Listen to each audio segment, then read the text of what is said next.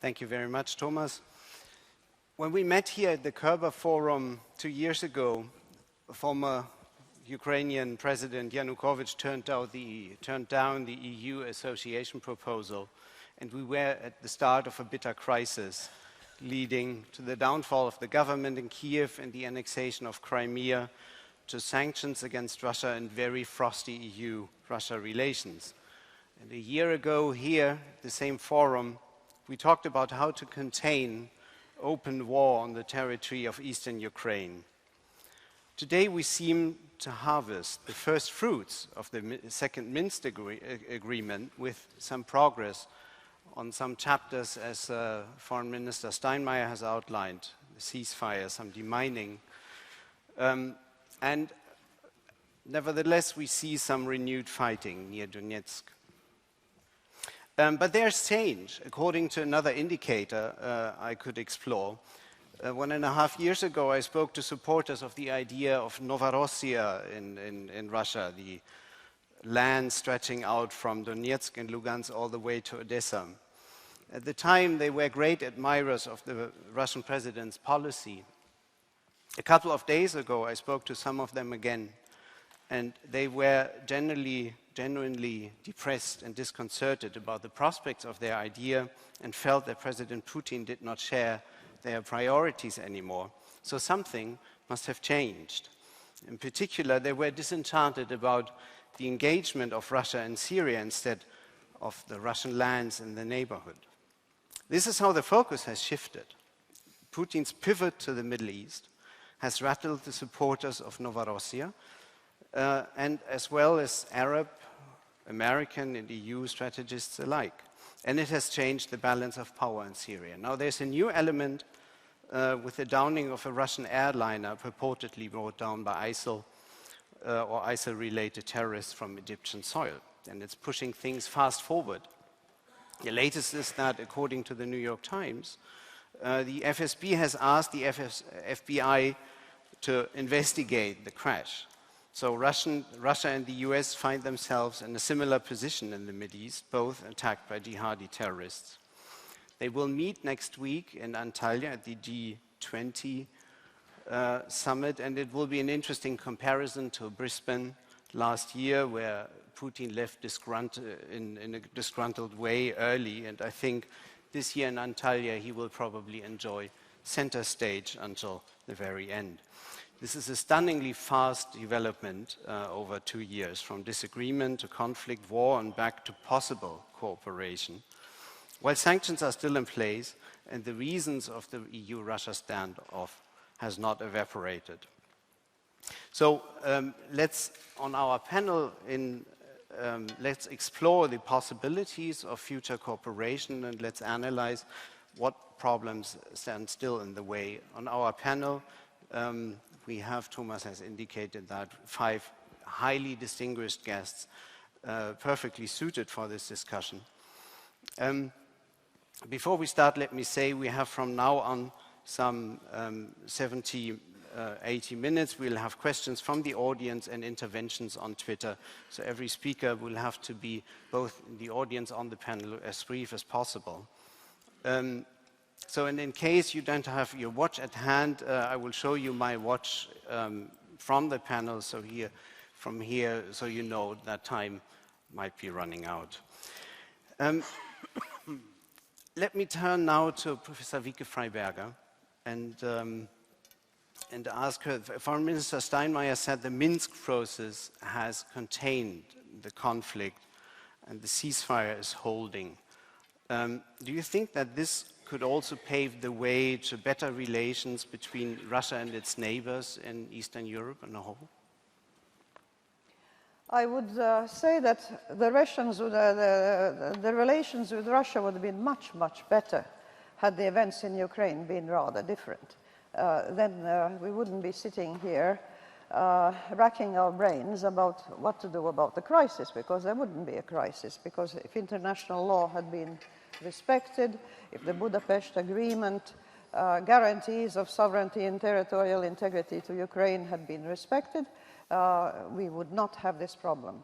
As it is, I think Minsk is a step in the right direction. Hopefully, a step has been taken rather than none at all. But the situation is tense. I do believe, and many share my view, that the tension between Russia and the rest of Europe has not been as high for a very, very long time. And it shows various signs of recklessness and imprudence that put European security seriously at risk. What is worse is that the reason behind this tension stems from two totally differing narratives about where we stand, where we come from, or indeed where we're going to. We thought that we had a common vision of this Europe whole and free and democratic, with free markets, interaction, friendship between peoples, and everything seemed to be going fine, but all of a sudden we find the rhetoric of the Cold War and even Stalin's times being revived, with Russia claiming to be terribly threatened, whereas the contrary is true. Its neighbors are actually feeling threatened at the moment. We have not just a gulf, we have a chasm between two, not just versions and narratives of what is happening. I would say we're almost operating in two different universes of discourse, Russia in one and much of the world in the other. The ones are from Venus, the others from Mars, so I would say Russia is more from Saturn, an angry old man, if I remember my Greek mythology correctly. The attempts at Minsk were one step in trying to bridge the chasm, to bridge that incredibly wide difference of views about what is happening in the world, why, and how to go about solving it. Of course, we have to keep trying. The alternatives are too horrible to contemplate. On the other hand, I think both sides feel that there are certain red lines beyond which they do not wish to go, they cannot go, if they are to maintain any sort of principles that they stand for. And the whole question then boils down to this: where are the real red lines, rather than the posturing? Because I think there's a lot of posturing going around, a lot of propaganda, a lot of disinformation. If we manage to cut through the posturing to the actual bones of the thing, what are the real issues, what are the real goals, I think the chances of finding dialogue would be better. Thank you very much. Mr. Vladimir Chizhov, Mrs. Vike-Freiberga has had two different universes of discourse here in Russia and there in the rest of Europe. And still there are, as I've just mentioned, there are also different discourses in Russia. So what would you answer to, where would you see Russia standing in this discourse, and what makes the supporters of Novorossiya so particularly unhappy today? Well, I was very much impressed by Madam President's comparison of my country to Saturn. I never would have imagined that we might have so many satellites rotating around us in circles, some of them actually failed planets. But let me start with something slightly different. I think the title of this session is wrong, because Russia is Europe. It's a big part of Europe.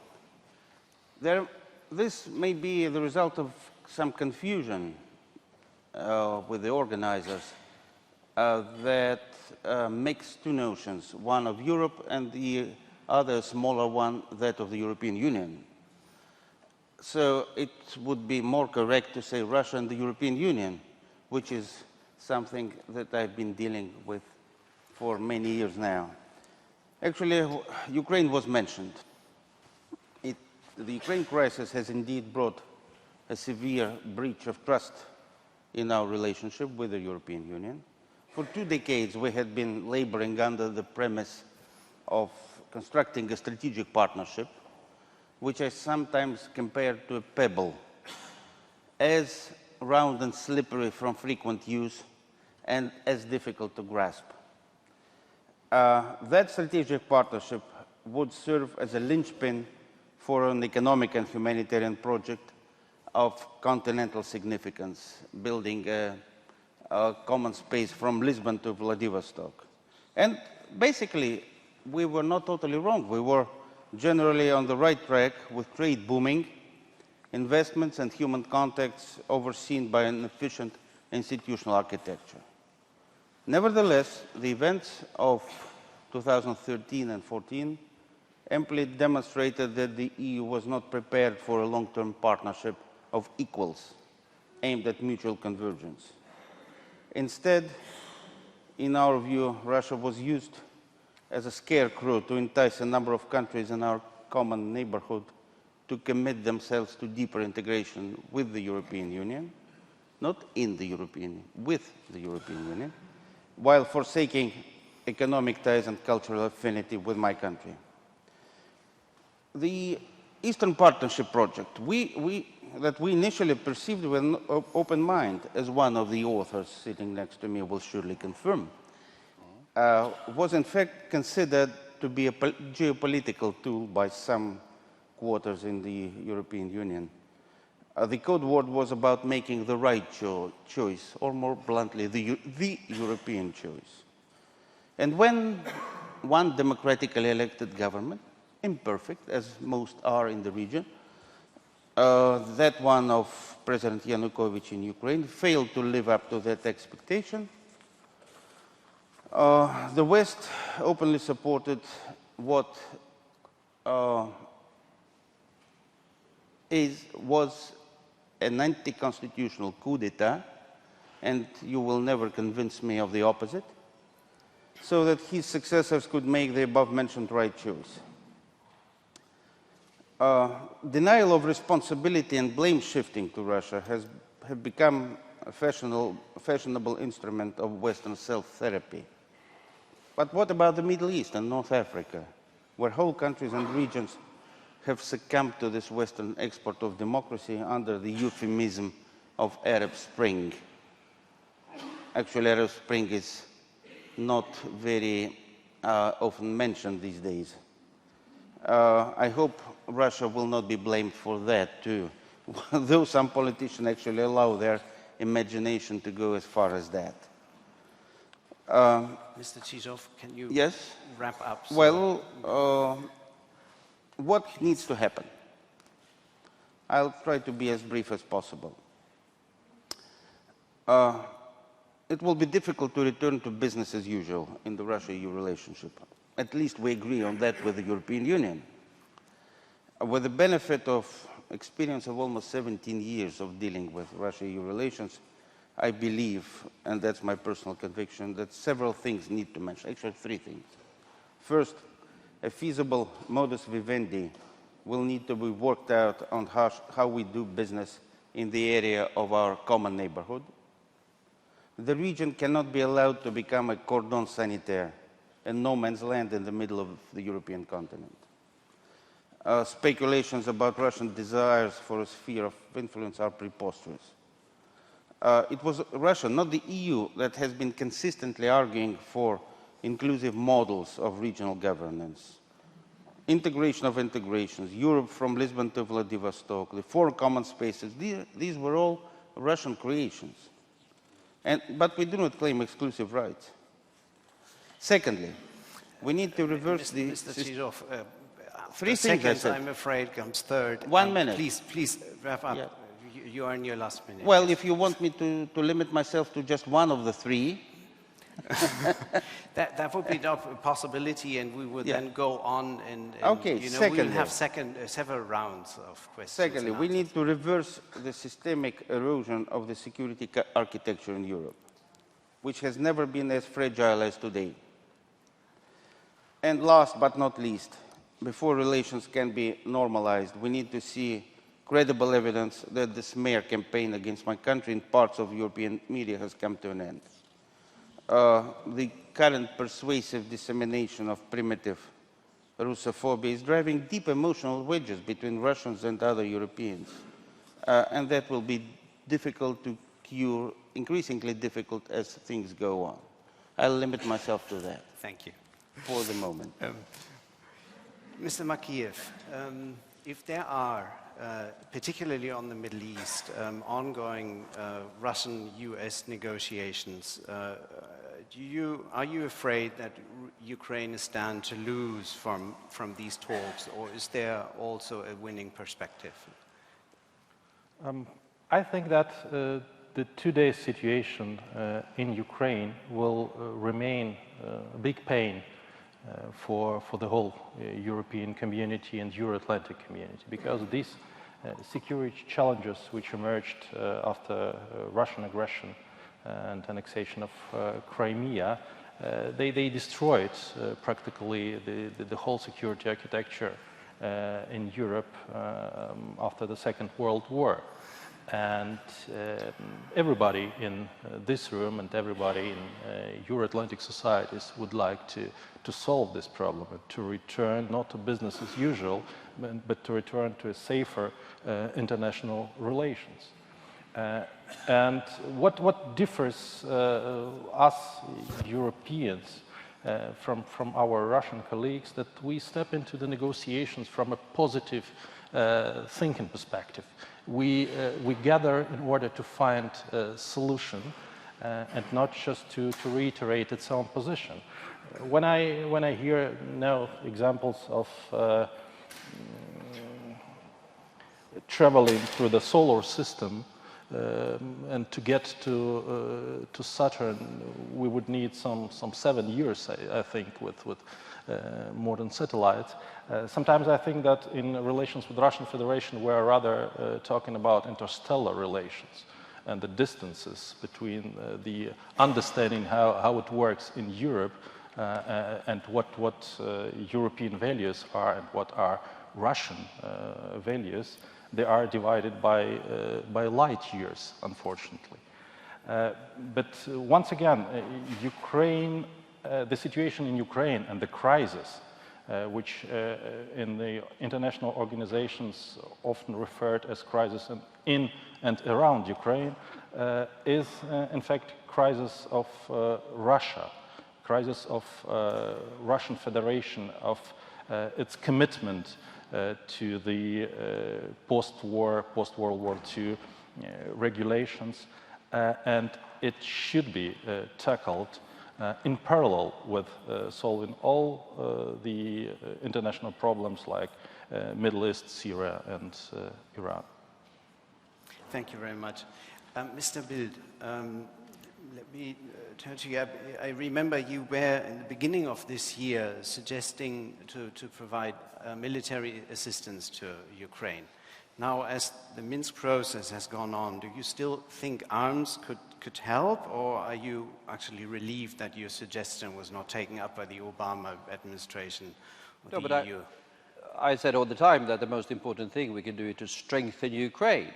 We can do that in different ways. I do think that Ukraine has the right to defend its territory. You can't deny any nation that. And I do think that the situation that we have now, which is an interesting one, by the way, you referred to it initially, I think that was quite interesting, because what happened is that, for reasons we can go into, Mr. Putin launched his adventure. He took Crimea. He was emboldened by that. He launched the Novorossiya project. He expected that to roll up half of Ukraine in a couple of months, and it failed. And he was rolled back by the political strength primarily, to some extent also military, of Ukraine. And he's now stuck in the eastern parts of Luhansk and Donetsk. He doesn't really know what to do. And what we've seen lately is, of course, that if you look at sort of, Vladimir alluded to media, Russian media is interesting because it is a good, I mean, it's not particularly free television, for example. It has switched completely, as you alluded to Syria. He's stuck with the failed projects in Ukraine. He consolidates militarily and economically, but I think he's increasingly worried by what he should do with it, but he's not retreating. That's where we are at the moment. And just to say, Vladimir, I've been part of the Russia-EU relationship, to use that term, which is correct, I agree with that, for a long time. I was there already in 1994, when we signed the Partnership and Association Agreement. and had extremely far-reaching discussions with then President Boris Yeltsin. And then we worked constructively together on X numbers of issues. I was the first High Representative in Bosnia and Herzegovina. Vladimir was, as a matter of fact, one of my deputies, and a constructive, competent, and valuable deputy, has to be said. But then we were involved in the common spaces, 2003. Georgia war was something we should have taken more seriously from our side. I think we normalized too fast. But both Vladimir and I were at the summit in Stockholm in November, I think, of 2009, when we launched the Partnership for Modernization with Russia. We've been reaching out to this Russia over 2 decades. But modernization has stalled. Russia has gone through an authoritarian course, and increasingly a revisionist one as well, which ended up with launching de facto military aggression against Russia. 3 conditions, Vladimir said, for restoring. First, modus vivendi, common neighborhood. Well, that must be based on, we don't want a new Yalta, the right of every nation to choose its own destiny must be the foundation. Then Vladimir said, erosion of the security order, I agree with that. Absolute respect for Paris Charter and for the borders. No to any sort of military aggression against border, roll back on all of that. 3, smear campaign in media, yes.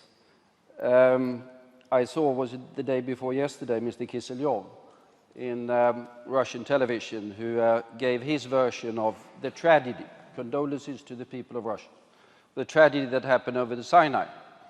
And Mr. Chizhov, who isn't anyone, he's head of the information operations of Russia, he said that it was brought down probably by ISIL with the support of the CIA.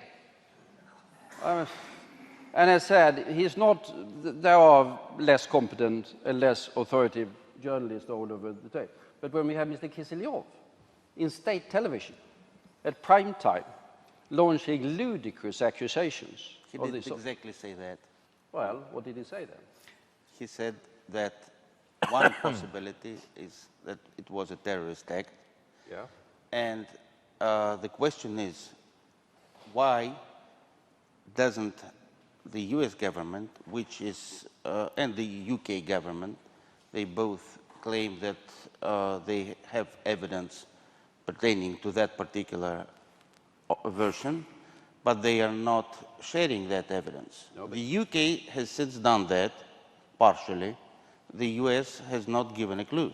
He went beyond that. He said that the suspicion that he had was that CIA had encouraged them to shoot down the Russian airline. That is, Vladimir, fairly thick, to put it mildly. Well, until you carefully read what the US Defense Secretary, Ashton Carter, said, preempting the events, that in the next few days you Russians will suffer casualties. You can't, as a serious Russian diplomat, which I still think you are, seriously entertain the suggestion in public that the Americans were encouraging it. No, I'm not doing that. Oh, fine. I'm just explaining what the person that you mentioned actually said. Wow. Yeah. I think I did as well. Thank you. Mr. Röttgen, 2 different universes of discourse, as we also might see on the panel. We have, Germany will take over the OSCE chairmanship, and what can Germany do to moderate and to bring its own input as chairman of the OSCE, an organization which had been not too helpful, but a little helpful during the Minsk process?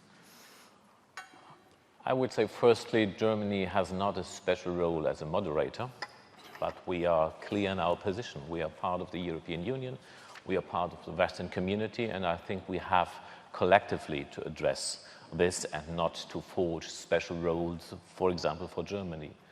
The second thing I would mention is that, like the Minsk process, the OSCE are political tools which are not self-sufficient. But if there is political will then you can make use of political tools. And we would try to bring in the OSCE and the chairmanship of Germany to offer this institution to make political use of that, to try to connect the universities, because the description of division is not a proposal for a solution, not a recipe for a solution. And we would perhaps try to pick your sentence that Russia is Europe as you articulated it. I would perhaps prefer to be a little bit more modest and to say Russia is a part of Europe and not tantamount to Europe. And when we are talking about Europe, I think we must be clear that we are not talking about geography, but that we are talking about an idea, about a normative idea. And if you claim to be a part of this normative idea, or everybody who wants to join this unity has to observe very, very few rules.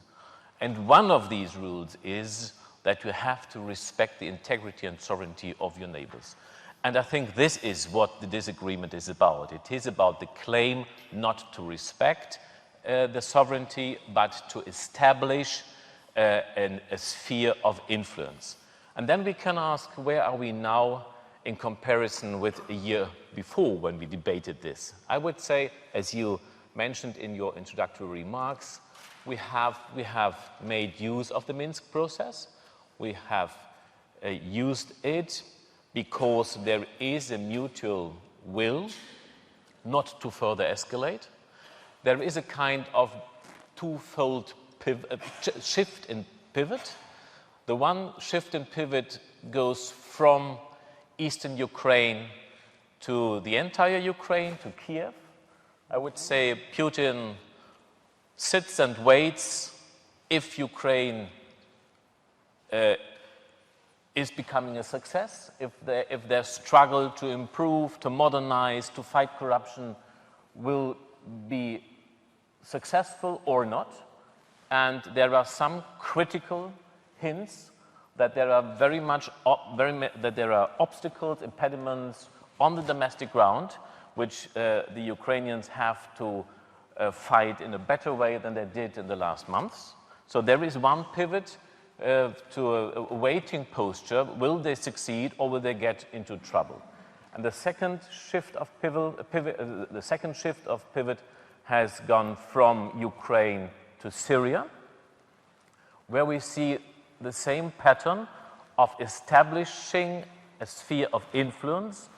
The Assad regime, Damascus is the vehicle of wielding power and influence in the region. This is the sense of the military engagement. Again, the same pattern. There is no strategy in my sense, but it is a kind of tactical defense because Assad was going to lose militarily, so he had to engage in order to defend his, Putin's, Russian influence zone. But there is now, I would say, because of the lack of strategy, a real political problem for Putin, and this problem is how to come out. What is the exit strategy? Because there is a complete lack of strategy, there is also a lack of an exit strategy. And perhaps the interest of Russia not to permanently get even more dragged in this situation, even ever more attracting Islamist terrorism to Russia, which is an imminent threat for the security of Russia, which has increased a lot in the last weeks. So there is an interest for political solution, I would say, in Moscow. And this could be, in comparison to 1 year ago when we debated Russia and Europe, this could be, despite the seemingly devastating, depressing situation, particularly in Syria, there might be something where we can start, where we can find and identify some small common ground of interests where we could start to re-engage Russia, which has increased its role as a spoiler in international relations, to re-engage Russia as a contributor to solution. I don't know if it would work, but I think we should start to work on this particular field for improvement. Let me ask you a follow-up question here. I mean, we have the sanctions still in place. So if the Minsk process should progress in satisfactory ways, do you think sanctions should be partially lifted next year according to the process?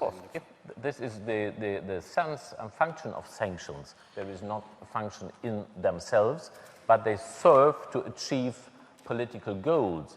And if we would see fundamental progress in realizing the Minsk agreement, which would mean particularly and first and foremost the re-establishment of the border control, of the Ukrainian borders by the Ukrainian state, then this would be a significant, fundamental progress I can't imagine to be achieved in the months or time ahead. But if, then sanctions would be relieved. Mrs. Vike-Freiberga, what would be Latvia's thinking about lifting sanctions accordingly, as Mr. Röttgen has asked? Well, as has been pointed out, sanctions hurt both sides, so that obviously there's no pleasure in imposing them, but there are certain situations where they simply are necessary, and then it needs to be evaluated what follows next. If I may, I would really like to pick up on Mr. Chizhov's remark that everybody hates Russia and there's a lot of Russophobia about. We as direct neighbors frequently get drawn into this reproach. And might I mention, with your indulgence, a small incident from my time as president. We had decided as a gesture of friendship to award Latvia's highest award, the 3-star order, to President Yeltsin, because he was the one who signed the document where the Russian Federation recognized the renewed independence and the territorial integrity and sovereignty of the Republic of Latvia. However, under Mr. Putin's presidency, 5 years went by, and Mr. Yeltsin was not allowed to come and receive that order. Towards the end of his life, he decided to come anyway. He apologized for the delay, saying there had been some diplomatic complications that had prevented him from coming, and he apologized. And after pinning the order on his chest, we sat down on the borders of the Baltic Sea, watching a nice sunset and drinking vodka together. And Mr. Yeltsin put his arm around me and said, "Vaira, we're friends, aren't we?" And I said, "Boris, of course we're friends. We like each other. Absolutely. I think you're a wonderful man. Why are you so hard on our Russians?" he says. But I said, "Boris, we are not. Not only do not hate them or are we hard on them, we love them. 20% of our marriages at least are between Latvians and Russians. How more loving can you get?" Thank you very much. Mr. Makeiev, same question to you. How would you look at a partial lifting of sanctions according to what's being achieved in Minsk? Sanctions is one of the unique instruments now we have in our talks with the Russian Federation, along with the negotiations in the Normandy format in Minsk. And sanctions is only the instrument. Which urges Russian Federation just to behave in a way correctly and to withdraw its troops from Ukrainian soil, to get engaged into the whole negotiation process and to urge influence on its proxies on Donbass. Because we didn't receive what we expected to receive from our allies in terms of defensive weapon to just keep the lines and to defend against aggressor. So sanctions are very important, and I'd like to reiterate that in the European Union, among our partners, there is clear understanding that sanctions are linked to the full implementation of the Minsk agreements. And how the outcome of the whole situation, the most positive outcome, of the whole crisis may look like, it's quite easy. To find a way to come out is just to get out of Ukraine. That was clearly said last time in Brisbane by Prime Minister of Canada. And this is the way how Russian Federation can get rid of those sanctions, of the unbelief in that Russia can deliver, and to return the understanding that Russia can be a partner in solving the problems in other regions of the world. Mr. Chizhov, if Russia gets out of Ukraine, sanctions can be lifted. Would you agree to that? Actually, I'm not in the business of discussing sanctions. And much less of negotiating whether they are lifted altogether or eased or whatever. The sanctions, the so-called sanctions, because if we are to be legally correct, sanctions can only be imposed by one authority, which is the UN Security Council. Everything else is illegal by definition. But these unilateral restrictive measures are indeed a problem. It's a problem that has been created by the European Union, and of course, regarding another set by the United States, and it's up to them to resolve this problem. I wouldn't say that these so-called sanctions are not producing any effect whatsoever on the Russian economy, particularly on the financial sector. They are, but we can withstand that. And if the idea behind that was to influence and to influence Russian policy and to make Russia change its course, then they have been a failure. If on the other hand, the continued pressure, political pressure, through sanctions or otherwise, is to, because the effect of a change of policy has not worked, then the next goal, logically speaking, is a regime change. But that will not work either. Thank you, Mr. Bildt. Are sanctions legal if not imposed by the UN? Yeah, clearly nations can do it. Russia is rather good at doing these things, by the way. I remember going back to when the three then Baltic republics were trying to get to the independence. There was sort of complete sanctions from Russian side. And we've seen that X numbers of times from the Russian side using economic de facto sanctions against nations in the periphery. It might have been on the pretext of Georgian wine being poisonous, or Moldovan wine being extremely unhealthy, or Polish meat being uneatable, but the economic instrument has increasingly been a very heavy instrument also in Russian foreign policy. But let me go back to the overall sanctions issue, stressing what has been stressed by several others, that sanctions are only part of the policy. I think there are other aspects of policy that are more important. But it is important as a demonstration of the common determination of the European Union and the United States to get a solution to the conflict. And the language of the European Council, if I remember it correctly, is full implementation of Minsk.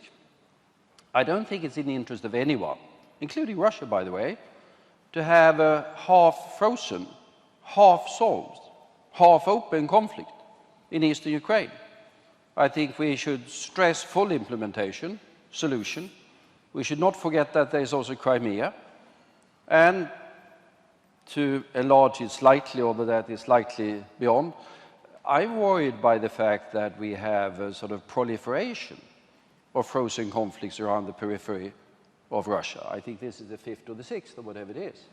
That is not good for the stability of Europe. I think it's not good for the long-term stability of Russia. It is not good for anyone. So I think we should do whatever we can to press for the full solution of these issues, to be able to move back to where we were with Russia some years ago. Thank you. I would now like to open the panel to the audience and take questions. And I would take a couple of questions. So we start right there. Just please wait until, and may I ask you to introduce yourself and also please direct your question to one of the panelists. If I have to sum up, but anyhow, my name is Katerina Tsikhatashvili. I'm from Georgia, Deputy State Minister for Conflict Resolution. Picking up on the last point of Mr. Bildt, we discussed Ukraine here, but much more is at stake. Exactly 5 out of 6 countries of Eastern Partnership have open conflicts. Ukraine was the last, 2008 was Georgia, but they started in the 90s, and to say softly, not without participation of Russia. So there is definitely a common denominator. Unresolved conflicts seem to be one of the main instruments of pressure in the neighborhood. Now, as we speak about the sustainable security in Europe, and if it is a shared interest, indeed, there is a need to solve this conflict sustainably with respect to sovereignty of the countries engaged or affected.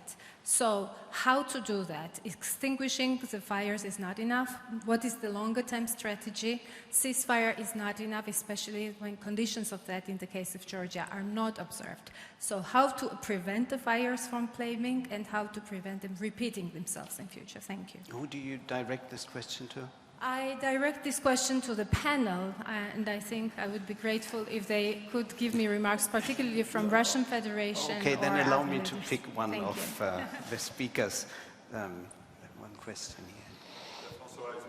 My question is to Ambassador Chizhov, who doesn't want to talk about sanctions. Does that mean that there will be no new Russian sanctions vis-à-vis Ukraine when the deep and comprehensive trade agreement is fully implemented within the next few months? Thank you very much. And a question right there.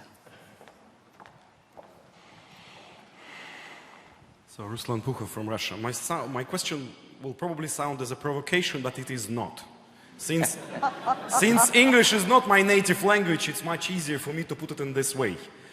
Sir Roderick Braithwaite, the former ambassador to Soviet Union and to Russia, and then coordinator of special services in British government at the beginning of 90s, often likes to tell the story when him, being an ambassador to Soviet Union, was traveling to Armenia. And the Armenian national movement told him, people, leaders, how awful Soviet Union and how independent Armenia would flourish.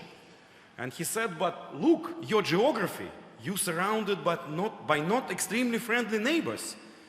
And these people said, no matter, we had guarantees from all security members, apart from Russia, from Soviet Union, Russia, that they will protect us and sovereignty. And Sir Roderick said, but don't you listen?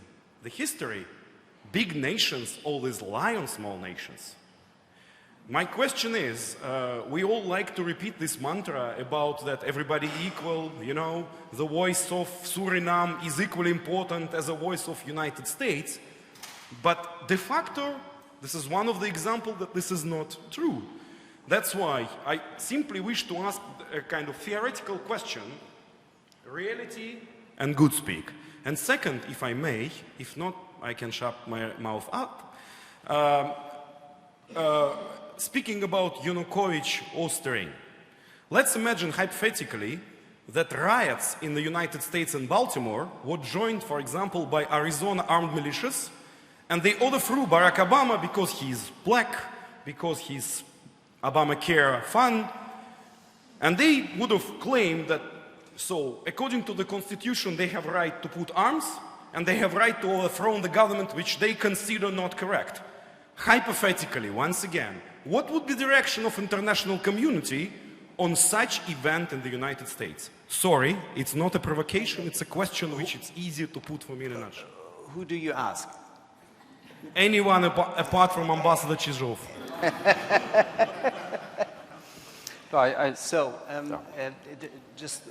We take one more question in the back there. Thank you very much.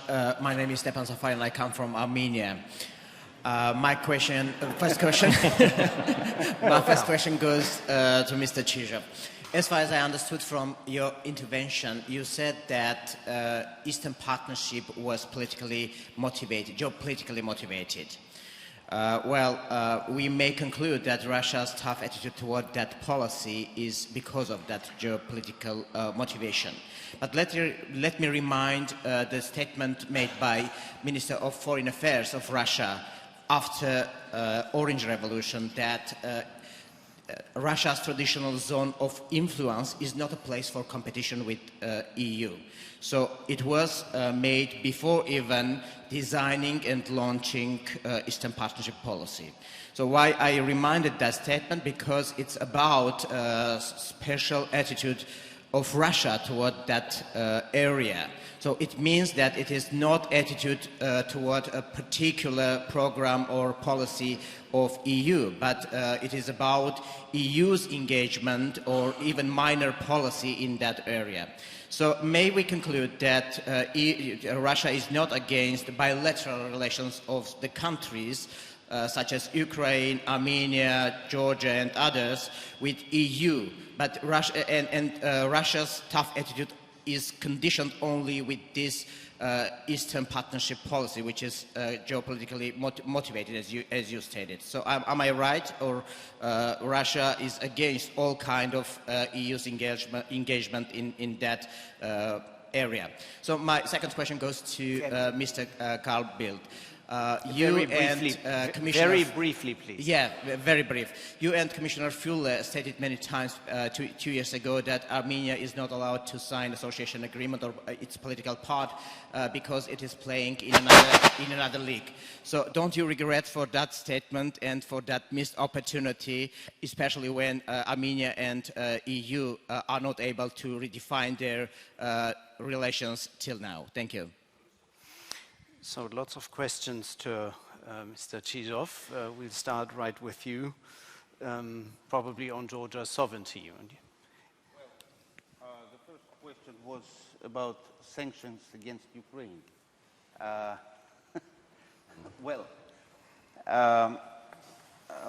Sanctions is not a tool we are contemplating vis-à-vis Ukraine. Of course, we expect Ukraine to fulfill its own obligations and commitments, including those contained in the Minsk agreements, and also, of course, their financial obligations, like paying back the $3 billion debt, which is maturing in a matter of a few weeks. As far as sanctions, well, I leave it to the EU to decide whether Ukraine will deserve sanctions for procrastinating the implementation of the Minsk agreements. Because Russia cannot adopt Ukrainian laws for the Ukrainians, neither the law on special status, nor one on amnesty, nor the electoral law. The second question on Eastern Partnership. I think I should explain a bit what I meant. When this project was launched, and Carl will confirm that, he did that with his friend Sikorsky, we indeed had an open mind. We said, okay, Russia does not consider itself as a subject, neither as an object of this policy. But we are open to see whether there may be some specific projects that might be of interest to us, to the focus countries, and to the EU. Okay, said the European Union, we'll give you a list. 6 years passed, not a single project was brought to our attention, which of course only increased our suspicion that there was a hidden agenda behind that. Thank you.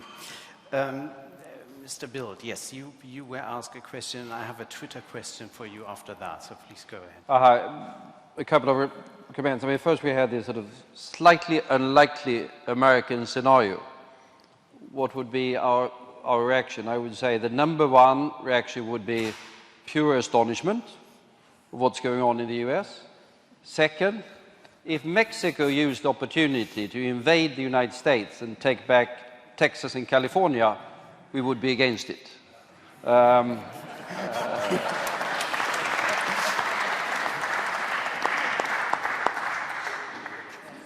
Then a couple of comments just on what Vladimir said. Essentially correct, yes. We launched the Eastern Partnership.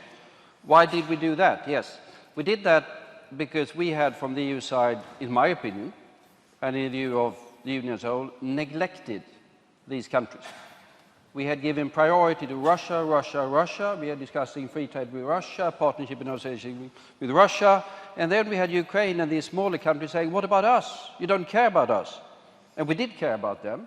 And we answered to their need to come closer to us with also the Eastern Partnership.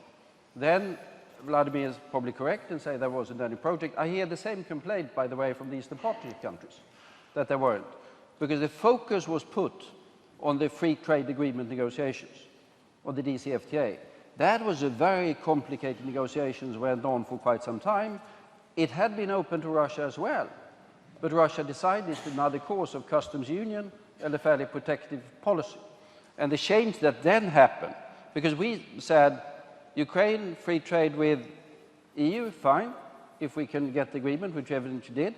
But in no way did we ever have any objections to Ukraine free trade with Russia. But what then happened is, of course, that Russia said to Ukraine, if you sign free trade with EU, we will stop free trade with you. And it was Russia that started a zero-sum game. It was not us, because our agreements with Ukraine were perfectly compatible with all of the existing agreements between Russia and Ukraine, which we thought was good. Free trade is good. From Vladivostok to Lisbon, including Moscow, including Kiev, including Brussels. So it was not really a geopolitical project in that sort. It was an answer to the wishes of these countries not to be neglected at the expense of Russia. But then my argument is the policies of Russia did change. And perhaps that's our fault. We should have been more alert to it and answered it perhaps somewhat earlier in order to perhaps prevent it. I think we normalized too quickly after Georgia, I have to say. And I think that could have created the impression in the Kremlin that another land grab quickly would be passed over fairly easily by the European Union. I think we've now learned that there's a danger of this thing going on. And if we don't get a solution that is durable, then the danger to the entire security order might be even graver than it already is. But no question, we want to get back to where we once were. But the question to us, the big question mark, does Russia really want that? Eastern Partnership, I think, is a particularly interesting topic, and maybe let's pause on that for a second and ask me, Ms. Vike-Freiberga, Eastern Partnership, of course, has been a bone of contention. And so, if we look into the future, does it need to be amended somehow to avoid further conflict? From the discourse we've had so far, I think the audience could already notice that we are using two different terms for a ring of countries that, by their fate or misfortune, form a ring around the Federation of Russia. And the term used by Mr. Chizhov, and generally the attitude in Russia, is that it's a cordon sanitaire that protects and is necessary for Russia to have for its security, and that this sphere of influence is their God-given right, including boots on the ground, if need be, to impose their view on what the neighborhood should be like. The attitude of the European Union, these are the same countries. They are also a cordon sanitaire of the European Union. I mean, they just happen to be located where they are. Unfortunately, one can't just pick up and move one's country, as one sometimes, as a former refugee, I can say one can pick up one's life and leave, but not one's country. So what is one to do? It's interesting that in the animal world, if I may use a recent study in Nature, in the animal world, when males each have a territory, and in between there's a bunch of females for whose attentions they are competing, what they do is to have increasingly colorful plumage to make themselves more sexy and more attractive to the females in the middle. And I think it would be enormously helpful that instead of talking about spheres of influence, where you impose your will on others, you march in with tanks and boots and take them by their throat to make you follow your wishes and your, what you interpret as your security, if they just try to make themselves more attractive to these countries, more sexy, it will be, and let the countries choose like the females do in nature. Mr. Makeiev, Eastern Partnership, do you think does it need to be altered in some ways, or is it just right, as, for example, the DCFTA with Ukraine, which has been signed? We are on the stage, we are far beyond what the Eastern Partnership idea is, because we accomplished the whole process of DCFTA with signing the association agreement and creating DCFTA, and this is the right step into the European direction. And I would like to echo your words, Madam President. The difference between what is being shaped by the European Union and the Russian Federation is that European Union creates the belt, the area of stability in its direct neighborhood, trying to make those countries more successful, democratic, based on values. The difference of the Russian policy is creating the belts of instability in order not to give the opportunity to those countries which are aiming at integrating into the European and Euro-Atlantic structure, just not to let them to make their choice. This is the main difference. And I think we, after the signature of association agreement, after the successful implementation of the DCFTA, in the longer run, we will create an absolutely new country which would meet all the needed criteria, both in the economic and political development in the country, as well as in terms of security, to be a real part and real contribution to the Euro-Atlantic area of stability, of common values and of security. Mr. Röttgen, if we look beyond Ukraine, still considering Eastern Partnership, what would be the right approach to apply? What would be the right approach from the German perspective? There had been discussion in Germany about how we should proceed with Eastern Partnership. What's your position on that? I would say we probably have underestimated and underestimate the challenge of transformation in the Eastern European countries. You can see it in Romania, Bulgaria. There are successes in Georgia, but of course a highly polarized political scene. You see the backlashes in Moldova.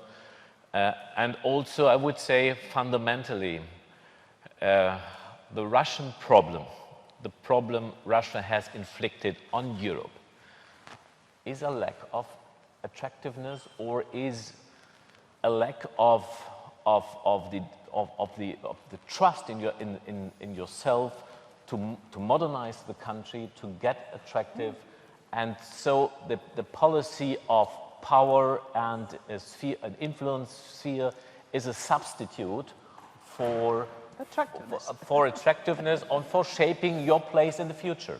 And this is a fundamental dilemma we are facing. So I would say, despite the burdens and the manifold challenges German and European foreign policy is facing, we have to even more be engaged in fostering and improving the stability of the Eastern European countries. If we would decide to get more hesitant because the success is not that as we have thought it would have developed in the meantime, then there will be a danger that we will see first economic failure, which is followed by political failure. So I would say it is our common European and also Western European interest that the Eastern European states do not fail, but that they get more successful, and for that we have more to invest. It is a kind of preventive foreign policy. You don't actually see the imminent need to do more, but if we wouldn't do more in the future, I would say we are increasing the risk of failure, and the risk of failure of the Eastern European countries would contribute to a new division of our continent. Mr. Chizhov, are you happy about the collapse of the Moldovan government, or does it create concerns? Well, I'm not happy about the collapse of any government,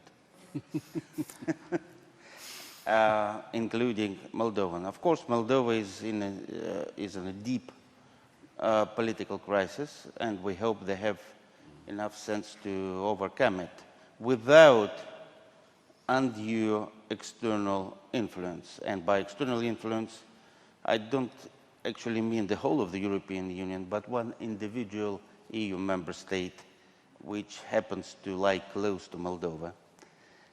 I also wanted to respond to what Karl has been saying about the Eastern Partnership as a concept not being too, that I am ostensibly mistakenly take it as a political project. I would like to quote your former colleague, the Foreign Minister of Lithuania, Linas Linkevičius, who, as a former high-ranking official of the Young Communist League of the Lithuanian Soviet Socialist Republic, is very eloquent with words. He said, "This is a geopolitical battle of Europe, if I may, and we should win Ukraine. We cannot lose Ukraine. If that's not political, then what is?" Let me, Mr. Bildt, there's also a question, a related, remotely related question, which came to us via Twitter. Let me ask you that, and then also you may address this. So what effects, asks Zebulon Karlanda, what effects would Swedish and Finnish membership in NATO have for the stability of the Baltic region? Well, first, in all fairness, there was an Armenian question that I didn't answer. Very quickly on that. When the president of Armenia in 2013, after what was evidently a very long night in the Kremlin, decided to get out of the DCFTA agreement and go into the Russian customs union, two things should be noted. First, we never criticized that. It was the right of Armenia to take another course. We never criticized it. But when Armenia then said, and then we had negotiated this for X numbers of years, thousands of man-hours had got into that particular agreement, then Armenia said immediately, we do another agreement quickly. And the truth is, we didn't have the capacity, and we were busy with other things. I mean, there are limits to how you can switch things fast. So I think that was the right thing to do. On the geopolitical thing, yes, it has turned into that. It's true, what Linas said. It might be his distinguished background. Yeah. I don't know. But when I described it, it was actually our, I could even say a fairly reluctant answer to the wishes expressed by Ukraine, Moldova and Georgia to come closer to us. And I say reluctant because there were quite a number of member states in the European Union who were sort of not too happy with it. And Ukraine certainly wanted to go faster and longer than we were ready to. So it wasn't really that we were driving them in any sort of way. It was them who were driving us. But we were right to answer, and we were right to extend free trade. We were right to extend integration. The same offer was there for Russia. But Russia decided otherwise. NATO. What Finland and Sweden are going to decide in the years to come, I don't know. But the debate is certainly a very different one. And Sweden has gone from the old policy of neutrality, no longer there, to a policy where we seek security and cooperation with the other Nordic partners. Finland, Denmark, Norway are in NATO, Baltic countries, building up cooperation. We see this as enhancing the security of the Baltic region. or the Baltic Nordic region. What's going to be the final step of that remains to be seen. But all steps will be taken in order to enhance stability, predictability, and of course the uncertainties that we've seen on the European scene lately have greatly altered the premise of the debate, both in Sweden and Finland.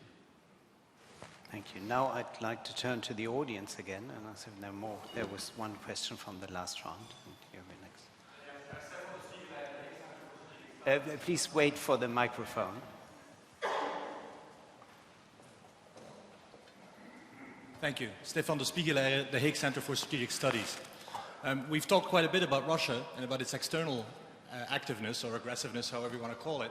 But I'd like to ask you for some of your comments on how we deal with the domestic situation in Russia.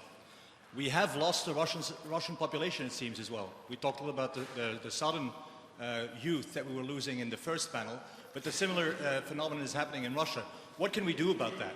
Are we forceful enough in trying to reach out to still healthy fibers of Russian society that are under this onslaught of propaganda that they're constantly confronted with? Is Europe creative enough to try to reach out to what we would consider the healthy fibers of Russian society, as opposed to just focusing on Putin and the elite around him? Who would you like to address this question to? Well, maybe former President Vladimir. I think that Russia has... Just a second, sorry, you have more, yes. I collect a couple of questions and then we go back to the panel. Please, right there, second row. Thank you, Ambassador of Azerbaijan. The sanctions of the European Union imposed on Russia are the result of the violating of the territorial integrity of Ukraine. As you know, Armenia has been violating the territorial integrity of Azerbaijan for more than 20 years, and there are also at least 4 resolutions of the Security Council of the United Nations. And why the European Union does not impose the sanctions against Armenia? Is it the double standards? If yes, then the question, are the double standards help in the situations like this? My question goes to the representative of the European Union. Thank you. Thank you. More questions right here.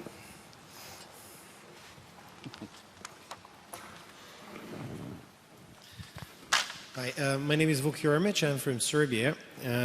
For a number of years, a lot of people, including myself, and I know also including Carl, argued that two most critical countries for future of European foreign policy and its weight in the world are Turkey and Ukraine, because these are the two big countries on the borders, if you will, of Europe. And one can argue that with Turkey, things really didn't go all that well in the last 10 years, and now we are witnessing going back to re-engagement with Turkey, reopening chapters and so on and so forth.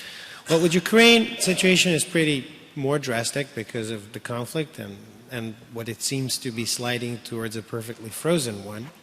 So my question is, when it comes to the European future of Ukraine, which I think is a very important element in this story, how far we can go as Europe into offering Ukraine to become a part of the family, and in particularly how far we can go with regard to offering something that worked very well for us in the Balkans. Because some of us are still not in the European Union, and because of the complicated situation, it might last a while for some of us who are aspiring to join. And I'm referring to the visa-free travel for the citizens of Ukraine. Even without having joined the European Union, the visa-free regime for the citizens of Serbia, Bosnia, and others have really made a change when it comes to the public opinion swaying into the direction of the European Union, even though we've had some very traumatic experiences in our EU relations in the last few years. Thank you. Yeah, we need a mic here. Christoph Bertram. I would like to pick up something Norbert Röttgen referred to and wonder whether Bildt can be drawn into that as well. And that is, there's some signs, or some signs for hope, of perhaps getting to some agreement with Russia on the development of Syria. Perhaps I overstressed what you said, but I think we need to pick it up because it is one thing that we may really have to concentrate a bit more. Could you develop at that, and perhaps Carl could add his own views on it, because it may be the most promising aspect we see at the moment. Thank you.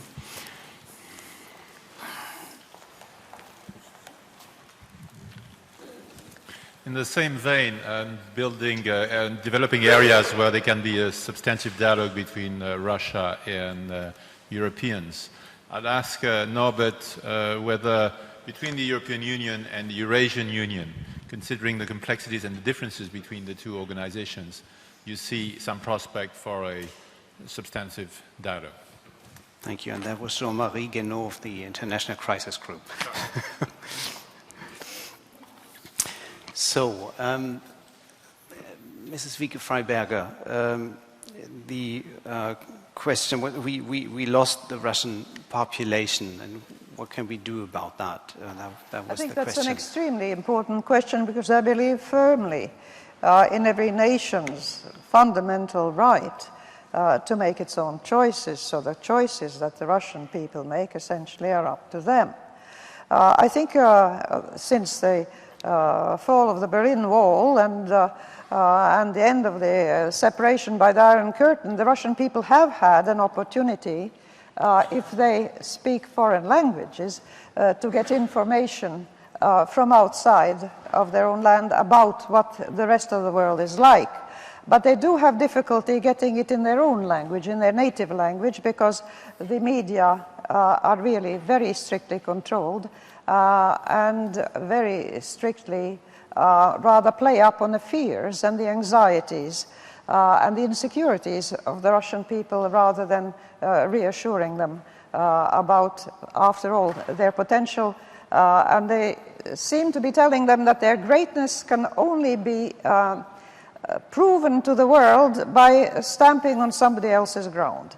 And I would say that this is a very sad state of affairs, because maybe if we could only make the Russian people believe that they have an inherent greatness and a cultural heritage that truly is respected by the world, that is appreciated by the world, and that the rest of the world would like to see develop in a modernized world together, each with our own nuances. But what we hear in Russia in the local media is that the West is degenerate.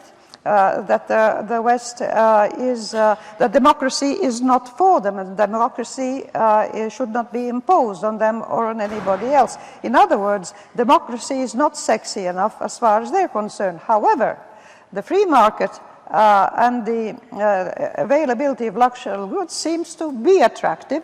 I remember the case of a Russian lady who bought not only a Jaguar, but had it covered with 10,000 pink Swarovski crystals. And I think that if you go to the name brand shops in Paris, in Milan, in Rome, and everywhere else, and in the United States and elsewhere in the world, you will see the nouveau riche, who are very much attracted to that part, the material part of the Western world, but they have been really, I think, strongly brainwashed into believing that democracy, frankly, they can do without. Thank you very much. Norbert Röttgen. I would like perhaps to briefly address the questions of sanctions. Why do we not, to say in general, apply this instrument of international policy to various conflicts we have? I would argue for a very selective application of this very special tool of diplomacy. If we are facing very, very serious major conflicts where traditional diplomacy seems not to be sufficient, and where the application of force is not an option, but where you have to demonstrate that you are serious of a policy of non-acceptance, and so I would say we do rightly apply this very selectively, and I would say and argue for staying this course to choose this tool of diplomacy. We legally rightly did it, and it has an economic impact. It is serving its goals, and it is an expression of European unity, which I see is the most important, perhaps the most important aspect of the sanctions as a diplomatic tool towards Russia, because European and Western unity is what is absolutely crucial, and it cannot only be demonstrated by talk, by words, but you have to give proof that you are serious about non-acceptance. And if you are willing to accept to economically hurt yourself, then you demonstrate and give proof that you are serious about this problem. The EU membership and the prospect for membership for Ukraine, I would say this would overstretch not only the European Union in its current shape, but also the current shape and situation of Ukraine. So we would be not honest to them, not realistic, but on the other side, we are, I think we stay this course, we are very clear that Ukraine deserves and needs European solidarity, that we are willing to give it in a bilateral sense, but that we are very clear that it's not only about Ukraine. This conflict is not only about Ukraine, but it is about the European order. It is about our own interest that Ukraine does not and must not become a failure, but success. And for that, we are investing and should invest a lot in a sustainable way, but we should remain honest and realistic about the perspectives. And the last question by François, EU and Eurasian Union. My assessment is that not between the institutions or the entities of European Union and Eurasian Union there is so much space for development of the relations, but I think we should be quite aware of the fact that all the members besides Russia in this union are not absolutely voluntarily and with the greatest joy they can imagine part of this union. And so we should not neglect, should not ignore Belarus and the other countries, but we should be aware of their situation, that they are not voluntarily perhaps in this union, and they want to reach out, they want to have bilateral relations to us to counterbalance Russian influence, and we should accept this offer and this interest and make use of it.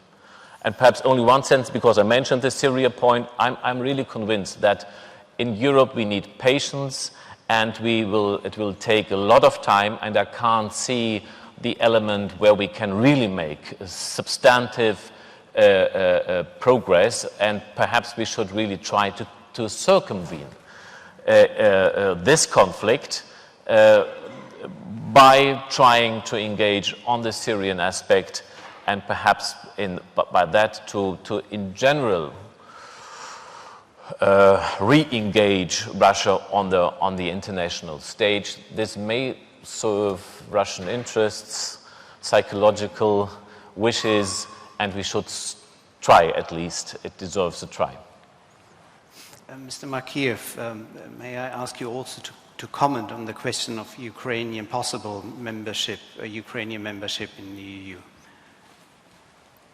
You know, the change of paradigm of Ukraine's approach towards its membership in the European Union and in NATO happened last year, where when we stopped talking about the dates and the membership as such, and start talking about reforming the country in order to reach those criteria which would make Ukraine eligible to enter EU and NATO. And the change of paradigm is that we would not like to be a burden for both European Union and NATO, but an asset for that. In order to achieve that level, we have to perform reform course, and that's what we are doing right now. So being prepared to contribute to the well-being, to the security, on a basis of shared values, of shared understanding how this Europe can live that could be also considered to some extent a new blood in the whole European idea, because referring to today's discussion examples, I think the most sexist thing for Ukrainians are freedom, democracy, human rights, and freedom of movement. And this is very well a lot of things, but just these are those elements we are committed to, and reforms are aimed at reaching criteria, and then we will be eligible, I'm sure.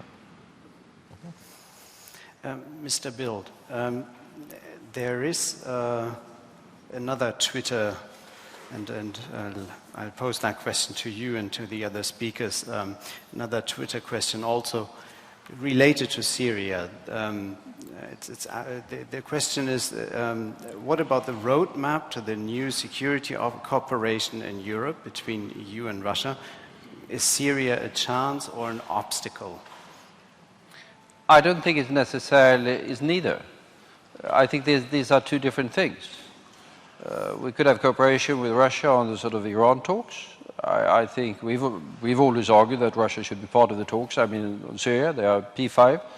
I think it's even more important to get Iran involved, because, of course, Russia is now somewhat more, since it now functions as the augmented air force of President Assad.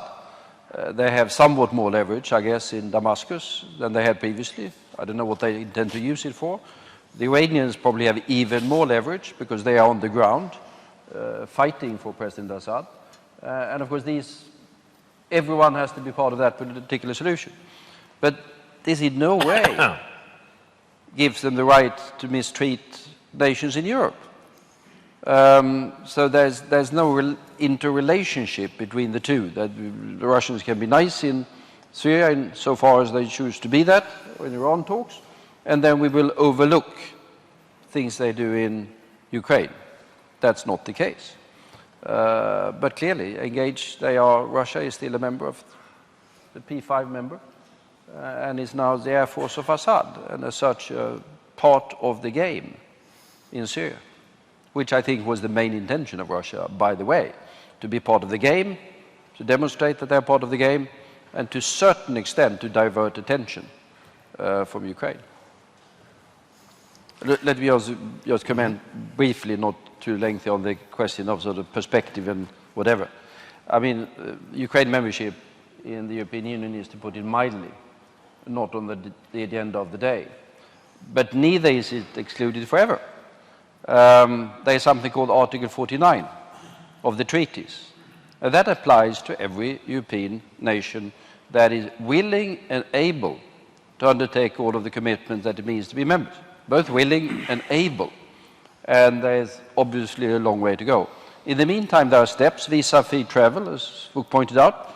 And President Juncker said that if Ukrainians meet the criteria, it will happen.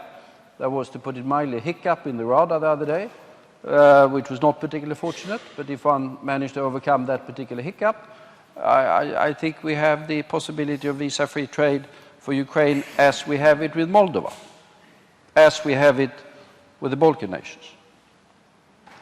Thank you. Mr. Chizhov, what do you think might be the positive repercussions of any cooperation in Syria on what's happening in Europe? Well, in spite of what some people in Washington, including President Obama, might think, Russia is a global power. And I'm happy to note that this is a fact recognized here in Europe. So Russia is present in a lot of potential crisis points across the globe. Syria is one. It's not only with the arrival of the Russian Air Force in Syria that this engagement started. Let me remind you of last year's deal on the Syrian chemical weapons. That has been a clear diplomatic success.